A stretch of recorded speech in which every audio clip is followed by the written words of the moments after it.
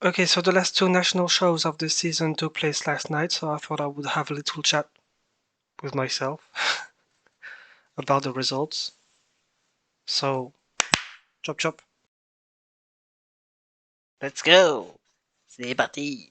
So these are the results of last night's show in Sweden, melodifestivalen.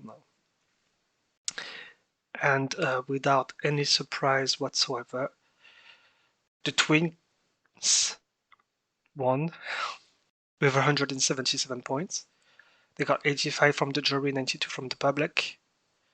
Way too much. The thing is, because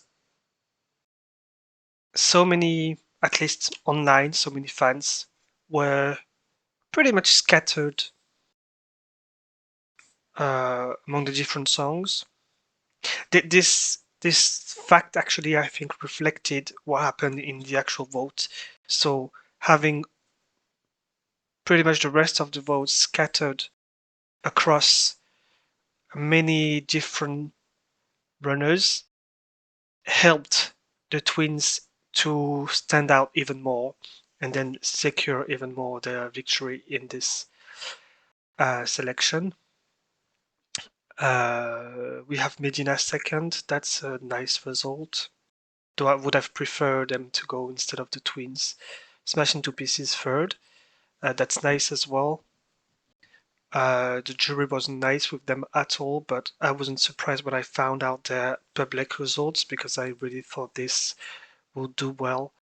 Cassiopeia is a surprise coming that high, especially with the jury, especially thanks to the jury. Then we have Liamo that came fifth. Not so much of a surprise. That's pretty much where I thought it would land. Danny Saucedo is quite high because pretty much like most people, I thought that it would be coming bottom three in this. And then it's even more so surprising that it came above Maria Sir and, for example, Jacqueline. That I heard a couple of times online that she was one of the favorites. She actually was mine, and I felt a bit gutted, especially when I heard the public result, because Effortless really sounds. Among those 12 songs, I my going into the final headset was that Effortless had the most chances because of its mainstream appeal. Because when you think about it, it's totally something that goes in line with what Dua Lipa, for example, could have performed, and therefore had this um, contemporary sounding edge that the other song, oh yeah, contemporary sounding edge that the other songs didn't have.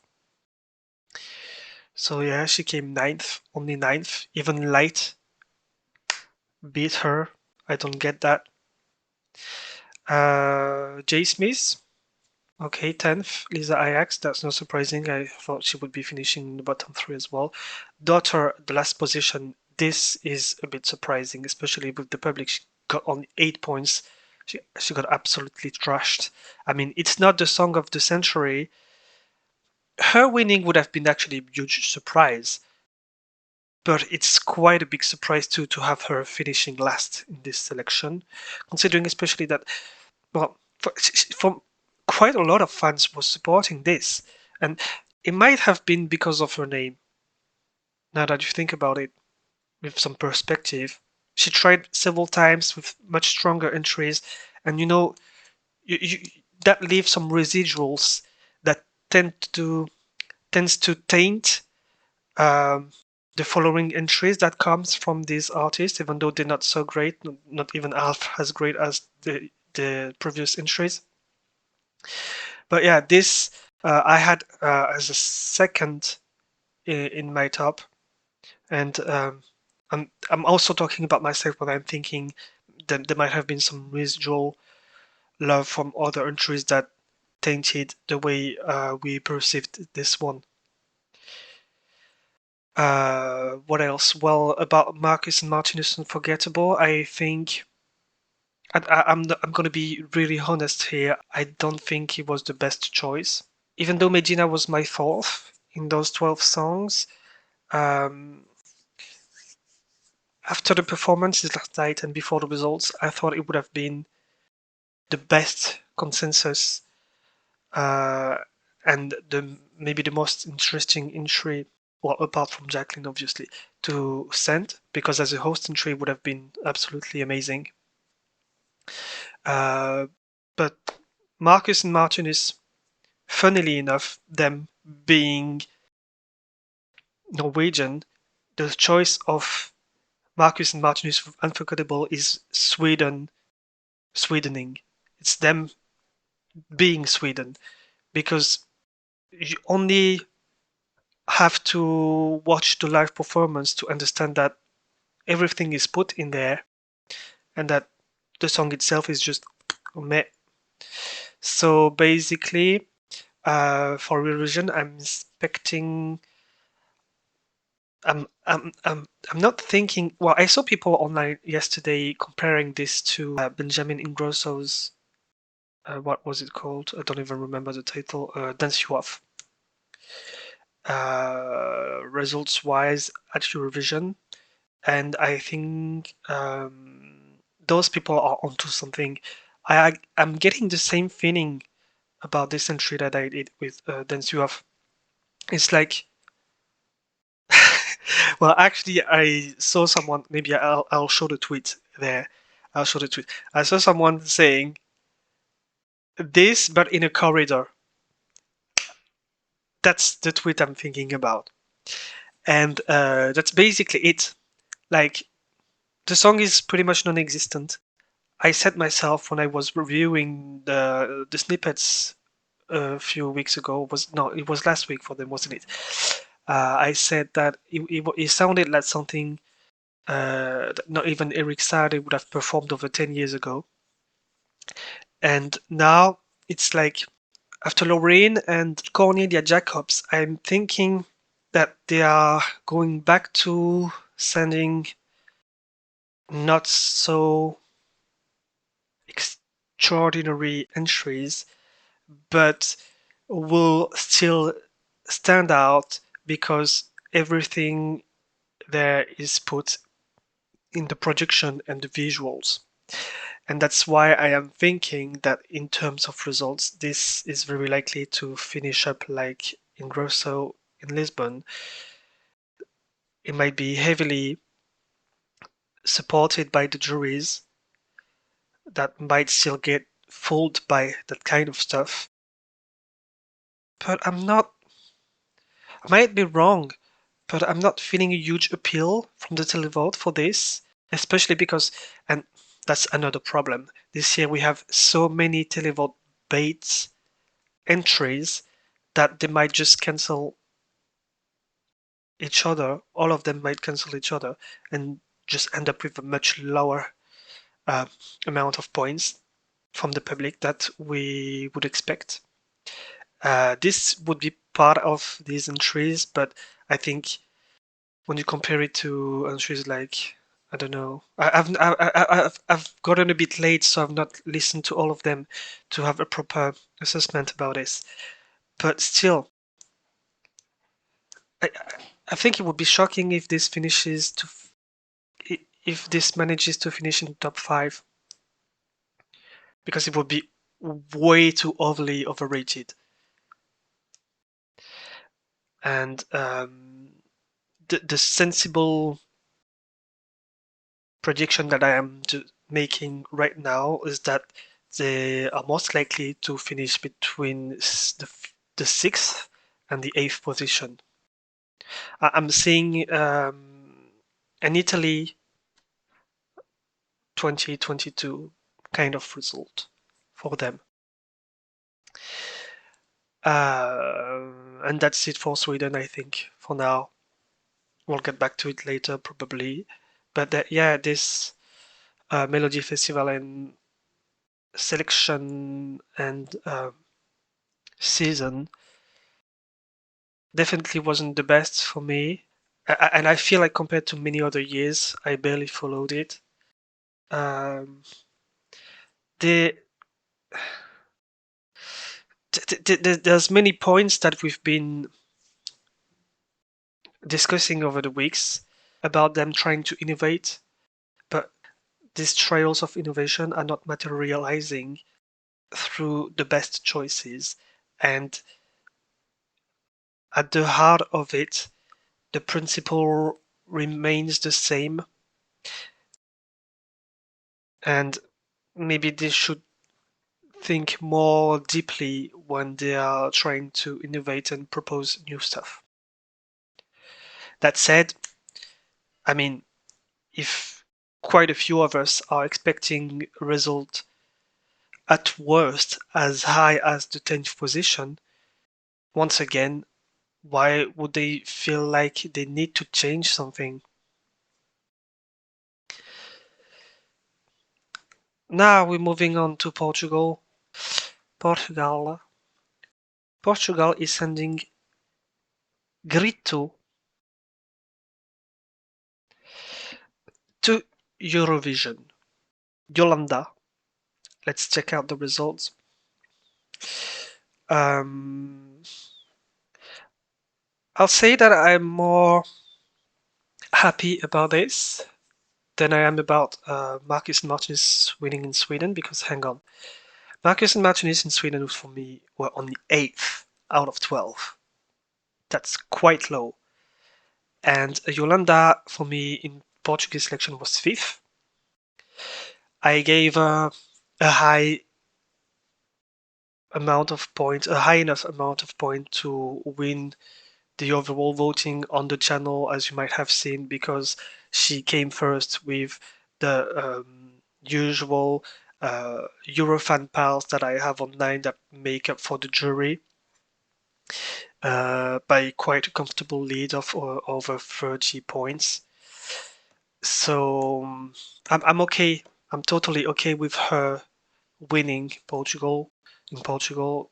That was that is very good performance visually, and I have no idea because I haven't heard.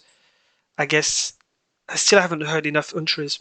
I'm quite late. I need to catch up on some things. I'm not sure if I can make a proper, real assessment of the chances of this song for Eurovision this year. And also, I would need to check the semi-final she is in. They said the 7th of May last night. But before then, we might just go down the total ranking, the full ranking of this festival, da Canção 2024. So Joao Bosch finished second. Uh, he he got trashed by the jury, honestly. But then I still think Yolanda was better than Joao, even though he did win the public vote. Leo Media, Doce Mysterio third. That's absolutely awesome. I'm really glad about this. Very deserved. The jury in on this channel kind of trashed him because he came like 10th out of 12. 11th with the jury members here, which is quite mean. And he was 6th with me, which isn't that high, but still much higher than the mean jury results for him. So I'm glad he finished third. Change fourth, that's quite high. It was fourth for me too. Uh, I honestly don't. This song is honestly not what I would listen to every day. Not something I would be absolutely in love with, but it's the kind of song that you can recognize that there's quality in it, and it's like this sense of, well, there's no objectivity in tastes, but it's like the kind of stuff you would call not highbrow stuff, but you would recognize there's a quality, even if it's detached from what you usually love to listen to. Fifth, Pontos Finais, Rita Rocha, Buba Espinho, Farol. Sixth, I quite enjoyed that entry. And then we have the rest of the ranking. I think Teorias da Terror, it's so complicated to pronounce. Teorias da Conspiração came very low. I was disappointed by that. And same for Aceitar, which was my favorite actually in this selection. And Primavera coming last. That's not much of a surprise. So let's have a look now. Portugal uh, in Eurovision this year. So they are going to be in the first semi-final. What did I hear them saying the seventh? Oh yeah, because it's going to be the seventh, 9th, and 11th. Yes, so that's it. So yeah, going to be in the first semi-final, and well. In this, you have Croatia, Cyprus. I still haven't heard. I need to do that. I will do that very shortly. You have Ireland, Lithuania, Poland. That's quite tough already. Serbia, yeah. Ukraine. I haven't heard Australia either. I have to do that. Uh, you have Finland. Uh, Luxembourg deserve to stay way off qualifications.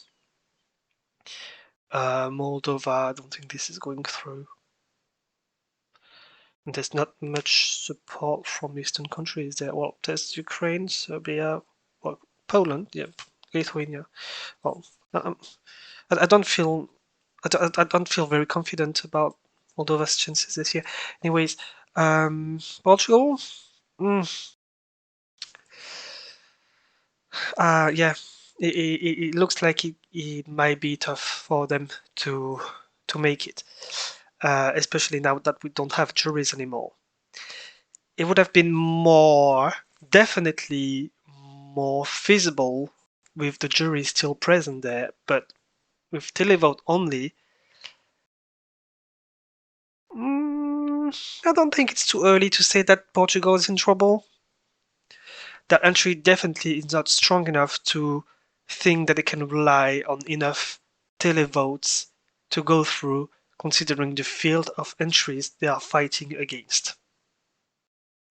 I mean, hell, even the Zionists are going to be voting for Luxembourg more than Portugal will probably get votes. That's very annoying, though.